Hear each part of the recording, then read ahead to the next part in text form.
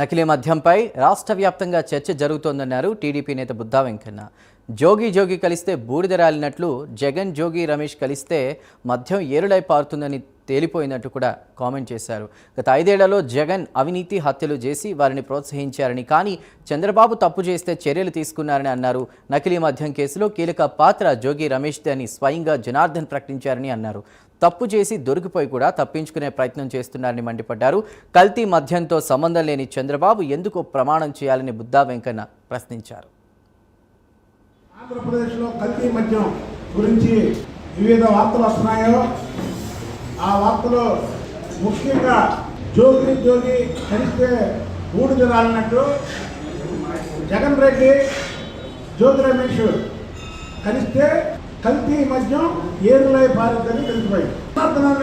జనార్దన్ రావు ఉన్నాడు, ఆ జనార్దన్ రావు చెప్పాడు ఏమని, జోగి రమేష్ ఇందులో కీలక పాత్ర అని.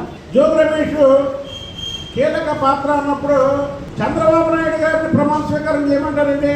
ప్రతి బచ్చాగాడు ఈ రాష్ట్రంలో ఉన్నటువంటి వైసీపీ బచ్చాగాళ్ళు అందరూ ప్రమాణం చేయమంటారండి. ప్రతి ఒక్కడు మీకు ఒక ఓట్ల అయిపోయింది.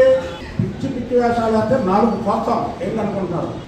మీ ప్రభుత్వంలో కూడా మీరు మాట్లాడే మాటకి నేను నీట్గా సమాధానం చెప్పా. ఇవాళ కూడా చెప్తున్నా, మా ప్రభుత్వం ఉన్నది కదా అని మీ మీద రెచ్చగొట్ల మీరు మాట్లాడే మాటలు చెప్తున్నా నేను.